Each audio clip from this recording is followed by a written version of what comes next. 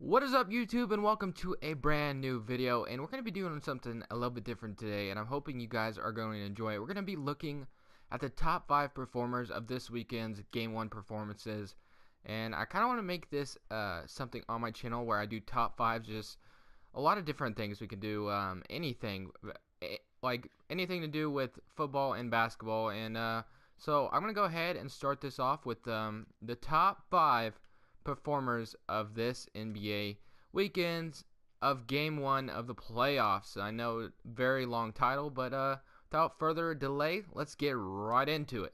We're just going to have some honorable mentions here real quick, with Kawhi Leonard starting off the list with 32 points, 4 rebounds, and 5 assists. And if the players' team did not win, they are not available for this top 5. Just a quick disclaimer there so you guys don't freak out. Like, where's McCollum with 42 points or 41, I guess? And then, yeah, so keep that in mind.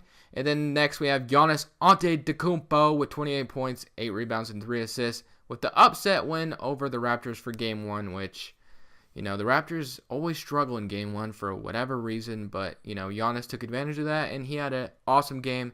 The boy could not stop dunking. It was a very entertaining game to watch, and Giannis puts up that stat line. And then next we have Jimmy Butler with 30 points, 9 rebounds, and 3 assists, which the Bulls get the upset Game 1 win over the Celtics, and it is a very sad, tragic time for Isaiah Thomas and his family.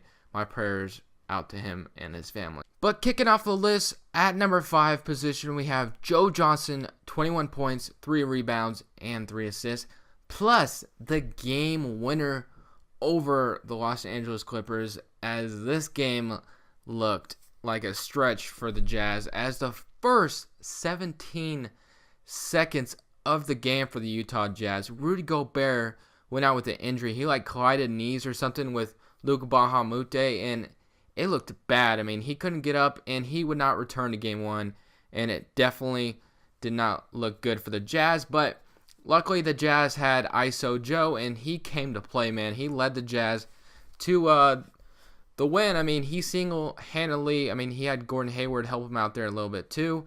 But that game winner was so awesome. It was such a fun game to watch too. Chris Paul was doing his thing, and this was just an awesome game, an entertaining game to watch. And Joe Johnson got the last second shot and got it to fall in, and the Jazz took home a steal game from the Clippers, as my prediction is already looking pretty good that I guess it's only Game 1, but I said the Jazz would win in 7 games. So very good for Joe Johnson in his career, and the Jazz are 1-0 up lead on the Clippers, and they haven't even played a single home game yet. Stealing home from your opponent is very crucial, and very, very awesome performance from Joe Johnson. Next, we have Kevin Durant at the 4 spot, 32 points, 10 rebounds, and 2 assists, as this was a very competitive game as well. Up until the 4th quarter, the Blazers kept it neck and neck with the Warriors, but then the Warriors would pull away in the 4th quarter. Led behind, Kevin Durant with 32 points and 10 rebounds, and then Steph Curry also had 29, but he did get in a lot of foul trouble, had 5 fouls in the 4th quarter, but you know, that didn't really stop the Warriors from taking the lead or taking the win as they take Game 1. The Blazers played awesome. They did play very good. CJ McCollum had 41 points. Damian Lillard had 34. But the Blazers need help from another man. I mean, Evan Turner did have 12 points and 10 rebounds, but they need help. They need Jusuf Nurkic back, as he may be the difference maker in this series. I think Jusuf Nurkic will make this series a little bit more competitive, but, you know, it's going to be pretty tough for the Blazers to stop. You know, Draymond Green also played amazing. It's going to be hard for the Blazers to stop all those guys. I am a Blazers fan, and it was a very fun game to watch. I thought we actually kind of had a chance. I mean, it was 88-88 going into the 4th quarter, so I was like, you know, all we got to do is win 1 quarter against the Warriors, but, you know, they played awesome defense led by Draymond Green, and the Blazers just couldn't do anything. They were double teaming and making other players try to make shots, and it just didn't really work out. And so the Warriors took Game 1. They protected home court, which is awesome, and now the Blazers are just going to be hoping for Jusuf Nurkic to come back. But next, at the 3 spot, we have John Wall with 32 points, 4 rebounds, and 14 assists. the Wizards played awesome against the Atlanta Hawks, and the Hawks they played pretty well too, but the Wizards, I had a feeling that they were going to take this game. The Washington Wizards have been awesome all year. John Wall has been amazing all year as well. If you just watch John Wall in this game, he was just hitting shot after shot like he was ice cold, man. John Wall played an amazing game, amazing point guard, and yeah, I'm not surprised that the Wizards took game one here. I mean, the Hawks, they played well. Paul Millsap, I think, played pretty well, but the Wizards, Markieff Morris, I think, actually had 21 points as well, and Bradley Beal, I think, dished in 23 as well. So the Wizards definitely got help, and John Wall, put up a clinic like he always does, and this was just a great performance from John Wall and Wizards and company, and I think they're going to take this series pretty easily. The Hawks, I think they just need a little bit more help, but the Wizards are probably going to take this series, and they're going to be moving on. Probably, I think they have to face the Cavs next if they move on. Yeah, I think they face the Cavs next. If the Cavs beat the Pacers, I guess I'm getting too far ahead of myself, but the Wizards are a very dangerous team in the East. But next, we have LeBron James with 32 points, 6 rebounds, and 13 assists. LeBron James played an amazing game. Paul George also played an amazing game. This game was the first playoff game to be shown on TV, and it did not disappoint. Very highly anticipated game, and LeBron James and company got it done. Paul George played really well, but Lance Stevenson played really well as well. I mean, he came off the bench and I think scored 16 points. Paul George had 29. Kevin Love had 17. I think Kyrie had 21 or 23, but it was definitely LeBron that came out with a vengeance and was showing everybody, the whole world, that the Cavs are not, to be slept on, because they've been struggling as of late, and LeBron doesn't want the Cavs to be known for that. So this was a very good statement game for the Cavaliers.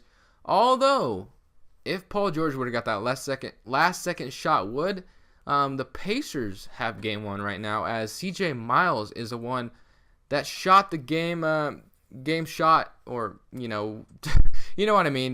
But he missed. It was a pretty good look, to be honest, but I think Paul George really wanted the ball back. They double teamed Paul George. He passed it to CJ Miles, and then he was asking for the ball back, but CJ Miles had other plans as he went and shot it, which it was a pretty good look, but it just did not fall in. And the Cavs took the game 108-109, and Paul George was very upset and told CJ Miles in the post-game press conference that in those situations, I need the ball. So hopefully Paul George will get the ball next time.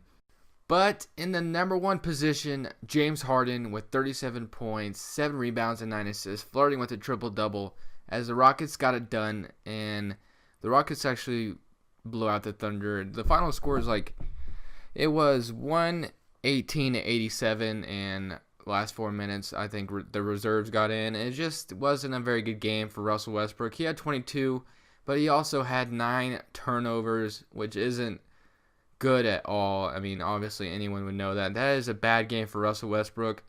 And the Rockets got it done, though. They get game one, and then Patrick Beverley even had 21 points to go along with James Harden 37. So Patrick Beverley dished in and helped out a lot too. And the the Thunder's second leading scorer was Andre Roberson. So that's not very good. I mean, Andre Roberson is not much of a scorer or a shooter for that matter. And when he's your second leading scorer, something's wrong. So the Thunder need to play a lot better if they're going to want to, have a good series against the Rockets. And Russell Westbrook definitely needs to play a lot better, because the Thunder need him to play good, or the Thunder don't stand a chance if Russell Westbrook can play better than he did in game one, which he will. I'm sure he will. And honestly, I think, in my opinion, Russell Westbrook's probably going to drop another 50-point triple-double in this series. It would not surprise me whatsoever.